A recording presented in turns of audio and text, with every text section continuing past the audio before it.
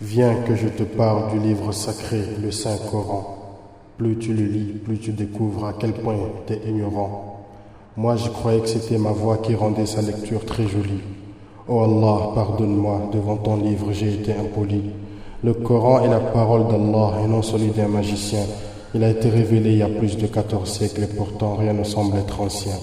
Il paraît que les Arabes étaient considérés comme le pire des peuples, mais il a suffi d'un Coran et aujourd'hui tout le monde est d'accord, il n'y a pas meilleur exemple.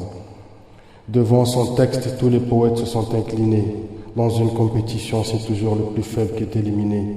Accroché sur la Kaaba, la poésie s'est alors sentie très humiliée, car le Coran avait gagné les cœurs des Arabes et cela par milliers.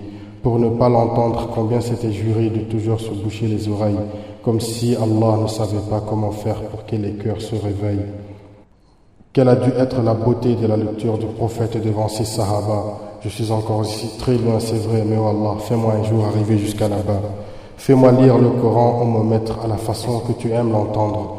Purifie mon corps et mon âme par sa lumière et par sa mélodie, rends mon cœur tendre. Accepte-moi pour le khidmah de ton livre et utilise-moi jour et nuit. Que le jour du jugement entre eux et les anges se disent sans aucun doute c'est vraiment lui. Fais de ma lecture pour moi une source de hidayah et non pas une façon pour moi d'avoir plus de hadiyah. De ton livre ne me rends jamais insouciant à aucun moment de la vie. Pour le khidmah du Saint-Coran, le terrain est vaste, alors place-moi où t'as envie.